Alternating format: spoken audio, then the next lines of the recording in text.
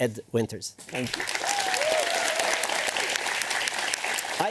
I read that you said somewhere that vegans might have an optics problem. Right. What do you mean by that? Well, I think that one of the biggest hurdles to people thinking more favorably of veganism is how people think towards us. I think often what happens is people shoot the messenger because it's easier to do that than maybe argue against the message of veganism.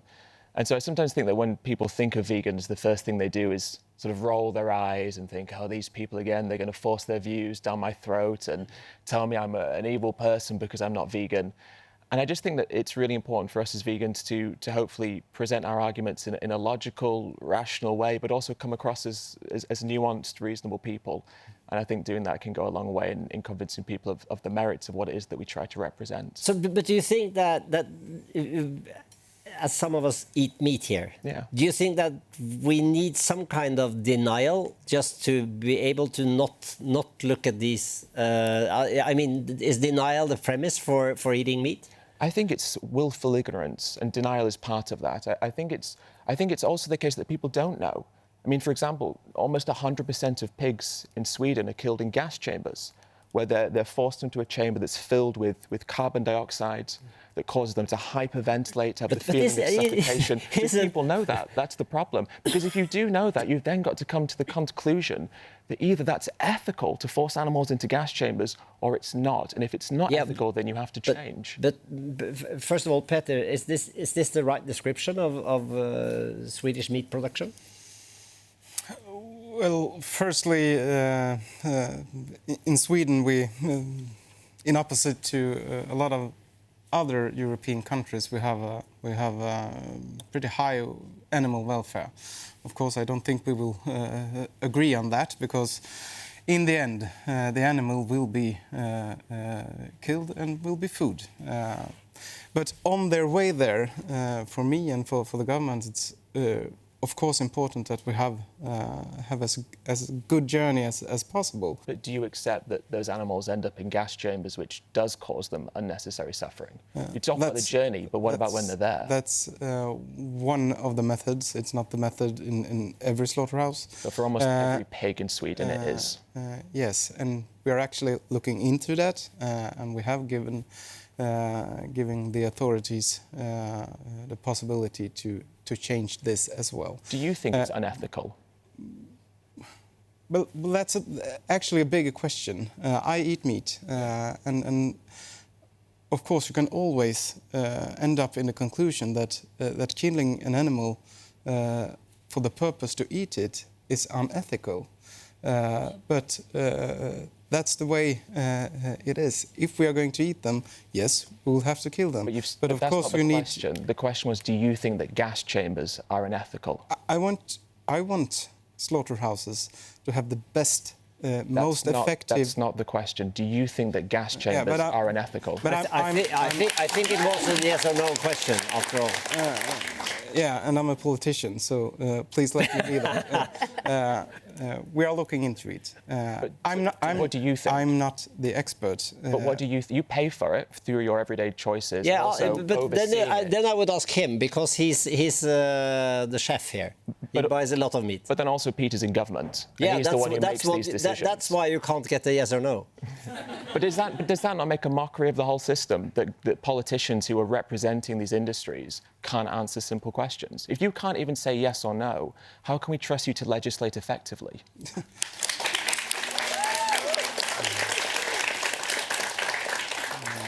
The main purpose for me is that we do it as effectively as we can.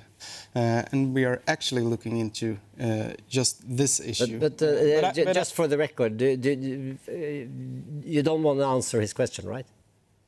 I don't think it's my role to say yes or no before, because I have... Privately, just privately, not in your role. Well, yeah, that's easy to say. I'm never private. But you're the Minister of Agriculture. Yes. Like, people turn to you. So you've sat here tonight and you've made claims about the meat industry, claims that Swedish farming is ethical, that you like meat and the meat is an okay product to eat and you don't find it immoral.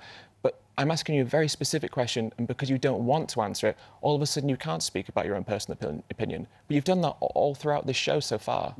But can I say something? I think it's so good that guys like you help the industry to become better, because I'm not an expert of gassing the pigs. I don't know. I heard from Helena that they are feeling a lot of things during the gas process, and I think, of course, we shall not do that. So it's so good that you are here to help us improve. Will you stop serving it? Will you stop serving pig meat then? I actually don't serve that much pigs. But you do serve pigs, so will you stop? Absolutely. No, I will not. So it's wrong, we should improve, you're grateful I'm here, but you're not going to do anything about it? Yeah, of course we are going to do something about it. So you're going to stop serving pig meat? Can I ask you? You know, I cannot win this. It's not about winning, it's about consistency. And I think if we sit here and we acknowledge there are problems and we acknowledge there are things that need to change, the least we can do is then own up to our own responsibility in that change. Yeah. And if you sit here and you say, look, you're not happy with it, you weren't aware of it, you've maybe learned some things, the question then becomes, well, what do you do with that new information? Is there a better way to kill the pigs? And which way is that? Well, it would be not killing them, not farming them. That's okay, but if you have to kill them, what's the best way? But we don't have to kill them. But if you have to, if you want to kill a pig, but if you want to, let's be clear here. If some people want to eat meat. Some people want. So how should they kill the pig? Well, they shouldn't kill the pig. Exactly, but if they really want to kill that pig, they shouldn't kill the pig. I mean, this is the thing. We've got to get, you keep using the word want, and that's the most fundamental word in all of that. Want. We want to do these things to animals. We don't have to. We don't need to. We want to. And I think it's quite scary when we talk about causing so much suffering, so much harm, so much pain, so much fear for a want, for a meal. A 15-minute meal, a taste bud sensation, a sensory pleasure moment. Alexandra, are you back at vegetarianism now? Yeah, I kind of want to. It feels so bad that I'm going to the store and buy some ham, just like you're saying, for 15 minutes of fun or whatever. Yeah, I'm a hypocrite. I think that it's fair to say, though, that the trend is not in your direction now. People are eating more meat, and here in Sweden, obviously, young people are also tend to eat more meat. Yeah. What do you think about that? Well, I think there has been a little bit of pushback in more recent years. I think that ties into sort of a wider pushback against a lot of maybe quote-unquote progressive, woke things, you know, things that kind of go against maybe some of the more populist right-wing governments that are finding themselves in Europe and elsewhere. But do you think that a person who's a vegetarian is living an ethical life? No, I mean, I advocate for veganism because I think dairy and eggs are just as immoral as meat. It's just as bad? Just as bad, yeah. It's the same thing. It's exploitation of animals. There's slaughterhouses at the end of their lives, and within that there are a number of cruel practices. Dairy cows forcibly impregnated, their babies taken away from them almost immediately after they've been born. Mother cows calling out for their offspring that have been taken from them so that we can drink their milk, the milk from a different species that's meant for their offspring. But we take their offspring away so that we can breastfeed from their mother instead. It's absurd, but it's also just deeply wrong, and that's why veganism is the ethical conclusion, not just vegetarianism. I mean, the tribes in Africa that lives with the cows, you don't and a part of them living with the cows is that during the cow's lifetime they give them the family milk. Yeah. And in the end, when it doesn't give them any more milk, they kill it and eat it because they need it. They need the energy, because otherwise, probably they don't have food on the table. What do you think about that? Well, the word that you used then was need it, and that sort of goes against what I was saying earlier. Want it. There's a difference between a need and a want. There are undeniably people in this world who can't be vegan, who rely on animal protein for survival. I'm not here to argue against those people. I'm here to make the case that those of us who can should feel morally compelled to do so. Could this be like it's a part of a culture war?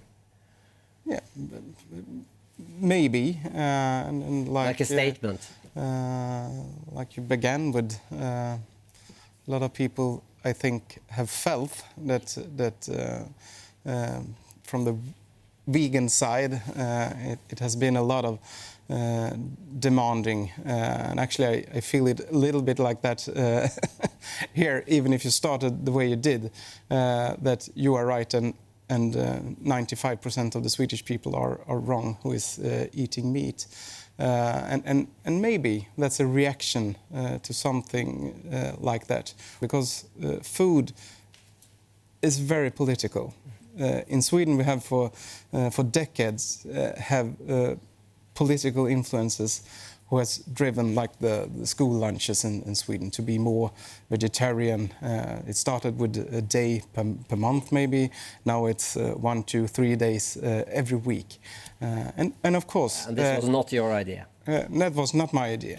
And maybe you have pushed it a little bit too much. And then you get a reaction. Is this the optics problem? Well, I think, to be fair, I don't think that 95% of people in Sweden are wrong in the sense of that they're bad people. And that's what I think is really important to sort of say about this. Someone isn't a bad person because they eat animal products. You know, animal products are marketed to us all the time, every single day. We were raised eating animal products. It's legally allowed for us to eat animal products. Yep. So I'm not here to argue and try and position myself as being the good person. Everyone else is the bad person.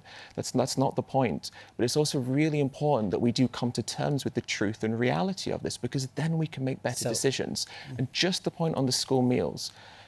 Earlier you were talking about going to experts, going to advisors. But the Swedish Food Agency advocates for people to eat fewer animal products. They're part of the school meals that you're against. And so on the one hand, you were saying earlier about going forward with evidence and with advice. But on the other hand, you're rejecting the evidence and you're rejecting the nutrition guidelines that your own food and nutrition authorities in this country are advocating for. Now you are putting words in my mouth. I haven't said that.